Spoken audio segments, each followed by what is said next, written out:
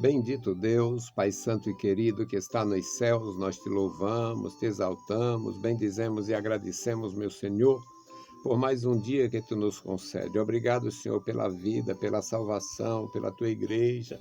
Obrigado, meu Senhor, pelos nossos ouvintes, os nossos irmãos, intercessores, ajudadores. Guarda, Senhor, o teu povo em toda a terra, guarda a tua igreja, meu Senhor, na nossa capital, no nosso estado, manifesta o teu poder, Senhor, na vida dos meus irmãos. Guarda, meus senhores que vivem na cidade, os que vivem no campo, no sítio, opera poderosamente na vida da igreja. Deus fiel e santo, ouve a nossa oração. Em nome de Jesus Cristo nós te pedimos. Amém. Saudamos a todos com a paz de nosso Senhor Jesus Cristo. Voltamos para apresentar o programa Voz da Igreja, programa da Escola Teológica União e Crescimento, a Unicresce. Esta é a edição 566, ano 13, e nós vamos, meus irmãos, meditar sobre o tema A Graça e o Dom de Cristo. A graça e o dom de Cristo, com base no texto de Efésios, capítulo 4, versículos de 1 a 13. O texto é maravilhoso porque envolve realmente toda a obra de nosso Senhor Jesus Cristo para beneficiar o ser humano, com a salvação, com os dons, com a qualidade espiritual. Então vamos ler, vamos orar e aprender juntos.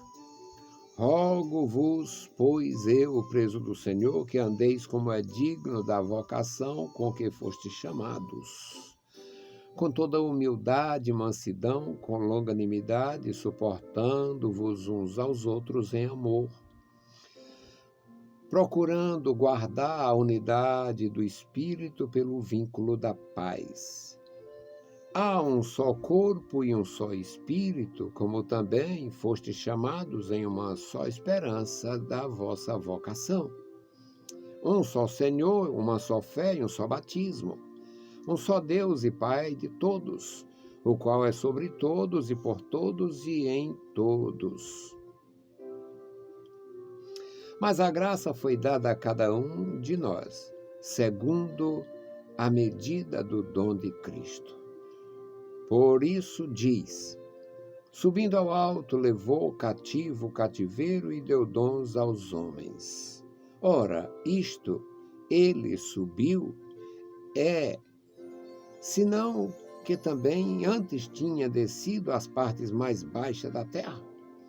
Aquele que desceu é também o mesmo que subiu acima de todos os céus para cumprir todas as coisas.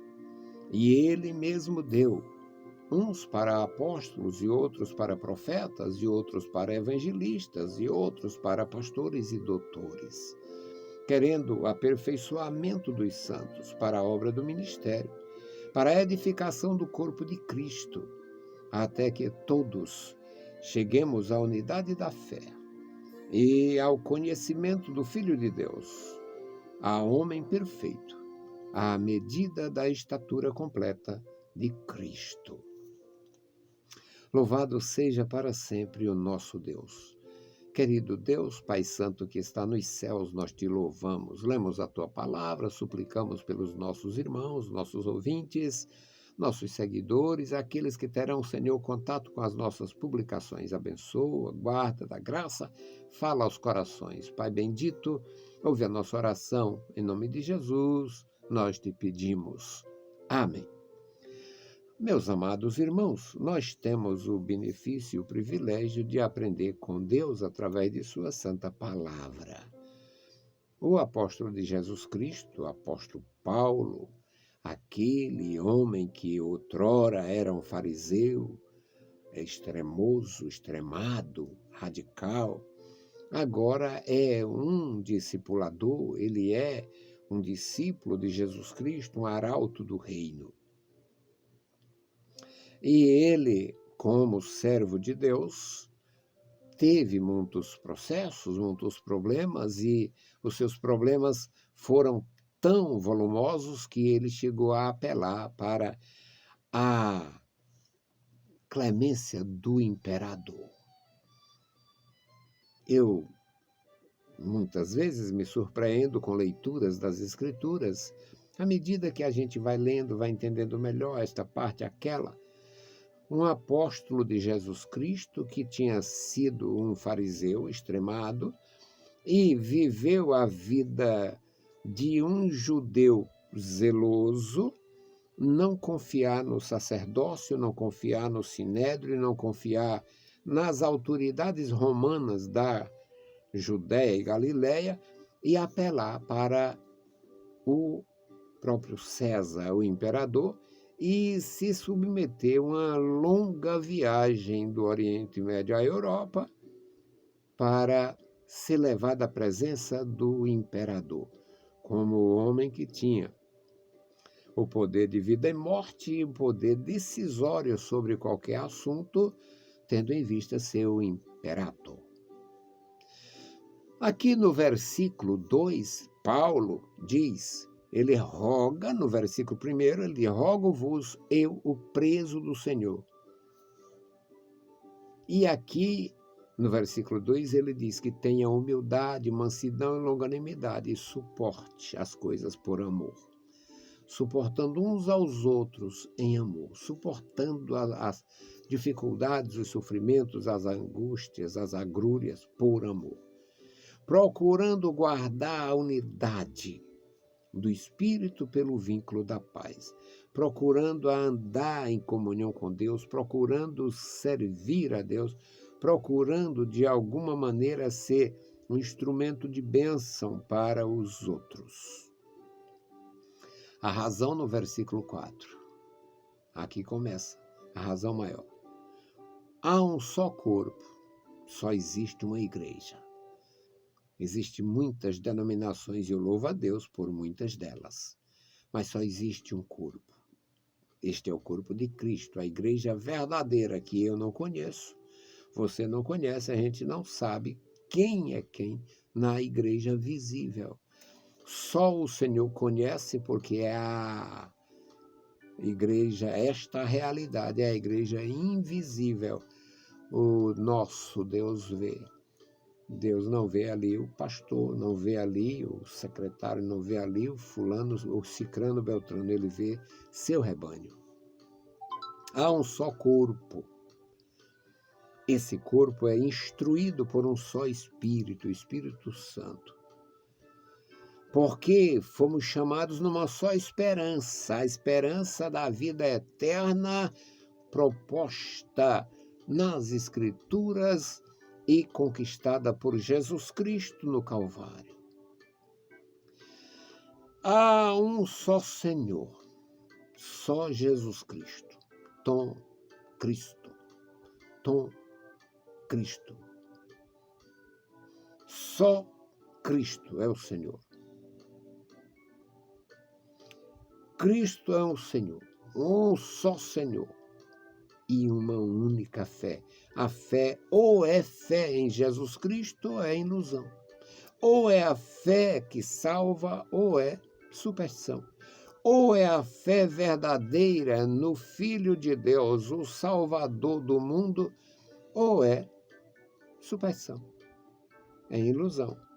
O sujeito chama de fé e faz com toda pureza da sua vida, do seu entendimento. Mas o objetivo é falso, o objeto é falso, o resultado é falso. Há um só batismo. Não está falando da forma. Existe uma dificuldade, uma disputa quase infantil ou tola em relação à forma batismal. É batismo, tem que ser por imersão. Pelas Escrituras, o batismo é por imersão, porque batismo significa mergulho, imersão. Agora, alguém já batizou por aspersão? Eu. E milhões. Em toda a história. Eu já batizei por aspersão. Eu vou mergulhar um enfermo, doente, numa situação terrível, fisicamente falando, eu vou mergulhar uma cadeira de roda, é ignorância brutal. Porque até sem sem o simbolismo do batismo, aquela pessoa está segura com Cristo. Eu vou batizar, mergulhar um tetraplégico? Não. Aspersão. Vão me chamar de herege? Pela milésima vez. Não faz diferença nenhuma. Mas não está falando da forma do batismo, a fórmula. Está falando que o batismo tem que ter como razão a fé em nosso Senhor Jesus Cristo. O batismo é para quem crê. Você crê que Jesus Cristo é o Filho de Deus? Creio. Crê que Jesus Cristo é o Salvador? Creio. Eu te batizo em nome de Jesus Cristo. Está errado? Certíssimo. Ou, como Jesus mesmo ensinou, em nome do Pai, do Filho e do Espírito Santo. Certíssimo. O Pai, o Filho e o Espírito Santo significa Jesus.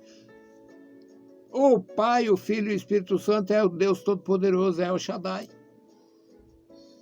É Cristo. Bom, resultado, há um só Deus e Pai de todos nós, Pai de todos, o único Deus que criou todos os homens, é o doador da vida, o qual é sobre todos, ele tem a vida, o controle, o nosso dia de nascer e de morrer. A gente pode até se atrapalhar e precipitar, mas o nosso Deus tem o controle. Não impede que eu me mate, que eu faça o mal. E por todos e em todos vós. Mas a graça foi dada a cada um segundo a medida do dom de Cristo. A graça foi dada mediante a fé em Cristo, o dom da fé, a fé como dom. A graça foi dada a cada um de nós, segundo a medida do dom de Cristo. Segundo o dom de Cristo. Por isso diz, subindo ao alto, levou cativo o cativeiro e deu dons aos homens. Quais os dons? Quantos dons? Ele, no versículo 9, fala sobre um texto dificílimo das Escrituras, a gente encontra também na Epístola de Pedro, mas é muito difícil a história e a realidade da descida de Cristo ao Hades. E é isto que está tratando o versículo 9. Ora, isto, ele subiu, que é, senão que também antes tinha descido às partes mais baixas da terra. Na reza antiga da Igreja Romana dizia que ele desceu ao inferno, desceu aos infernos ou ao inferno. A tradução é radical para a mansão dos mortos, para a região dos mortos. E o versículo 10 diz, aquele que desceu é o mesmo que subiu. Ele desceu às partes mais profundas, a região dos mortos, e subiu às partes mais sublimes, a glória do trono celestial, para cumprir todas as coisas. Uma das coisas que Jesus Cristo cumpriu foi a nossa redenção.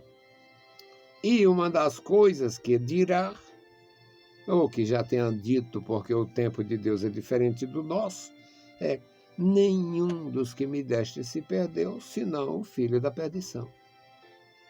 Uma referência a um discípulo de Satanás que se tornou Judas. Mas aqui, meus amados irmãos, no versículo 11 diz, ele mesmo deu uns para apóstolos.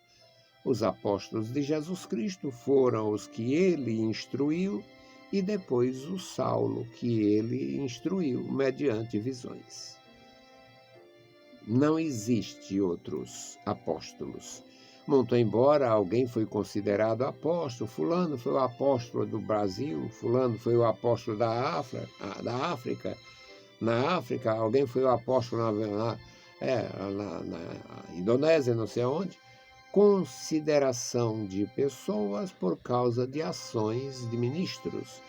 Mas a posição de apóstolo não existiu e não existe e não existirá. Só aqueles. Todos os demais são discípulos quando querem ser discípulos de Jesus. Do contrário, vão ser hereges. Ele mesmo deu uns para apóstolos e ele continua enviando discípulos, fazendo a pregação apostólica. Outros para profetas, não profeta profissional, mas ensinamos a profecia, cremos na profecia, louvamos a Deus pela profecia e existe o dom profético que os santos de Deus em qualquer lugar da história e do mundo pode profetizar aqui e ali, conforme o Espírito conceda. Não havendo mais profetas como Elias, como Jeremias e outros mais. A profetisa da Inglaterra, Ellen White, profeta do engano. Profeta de qualquer região, profeta do engano. Agora, cristão de qualquer nível espiritual, cristão preto, cristão branco, cristão novinho na fé, cristão antigo na fé, em comunhão com Deus, pode profetizar, porque faz parte dos dons que Deus deu aos homens, que Jesus dá aos homens. Outros para evangelistas, devemos evangelizar. É o dever da igreja, como corpo de Cristo, levar a palavra de Cristo ao coração humano. Outros para evangelistas. Então tem aquele que chega e entrega a mensagem, evangeliza, mas se pedir a ele para ficar ali, ele não saberia arrebanhar. Ele conduz a Cristo, mas não teria a habilidade, a condição de apacentar, de conduzir um rebanho. E aqui no mesmo versículo diz: e outros para pastores, esses aqui sim. Estes são capacitados para levar a ovelha no ombro, para levar a ovelha ferida, para visitar a ovelha doente e para se alegrar com a ovelha que voltou. E outros para doutores, os instrutores do reino de Deus, os instrutores do povo de Deus, os instrutores da igreja, doutores formados pelo Espírito, que pode acumular graduações. Claro, o poder e a grandeza do nosso Deus pode, sim, transformar homens com 2, 3 níveis de graduações em doutores da sua igreja, do seu reino. Agora, não significa que os doutores do reino de Deus sejam todos formados ou que todo formado possam ser doutor na igreja. São as coisas gloriosas da palavra de Deus, porque ele desceu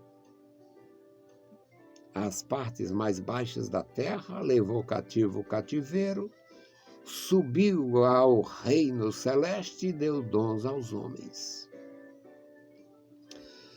O versículo 12 diz que tudo isto, o objetivo de toda esta operação, esta operacionalidade divina, é o aperfeiçoamento dos remidos, dos santos, para a obra do ministério, para a edificação do corpo de Cristo. Há um só corpo, o versículo 8 aqui diz, na verdade o versículo 4, há um só corpo. Então esta revelação aqui no versículo 11 diz que, no versículo 12 diz que ele quer o aperfeiçoamento para a edificação do corpo. Esta é a igreja de Jesus. Esta é a igreja de Jesus, formada por discípulos das denominações, conhecidas ou não. E a conclusão no meu texto aqui de hoje é: até que cheguemos à unidade da fé, não existe divisões neste corpo unificado pelo Espírito Santo. Existem divisões nas igrejas criadas pelos homens, mas esta não tem a ação do homem. Este corpo, que é o corpo místico místico de Cristo, a igreja, um mistério glorioso, através da transformação do perverso, do viciado, do assassino de aluguel, do prostituto, da prostituta, do feiticeiro, através do milagre do novo nascimento, todos os que estiveram na sarjeta são trazidos para as regiões celestiais, para sentarem-se com Cristo nas regiões celestiais. Então é esta a grandeza, até que cheguemos à unidade da fé, até que cheguemos ao nível de nos assentar nas regiões celestiais com Cristo Jesus, pelo conhecimento do Filho de Deus, pela unção do Espírito Santo, pela adoção de filhos. Isto é, alcançar a estatura perfeita de Cristo, a estatura completa de Cristo. Esta é a razão do sacrifício de Jesus Cristo no Calvário.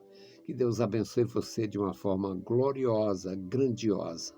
Seja uma bênção na sua igreja, na sua família e na sua comunidade, para a terra e os céus, diante de Deus e dos homens.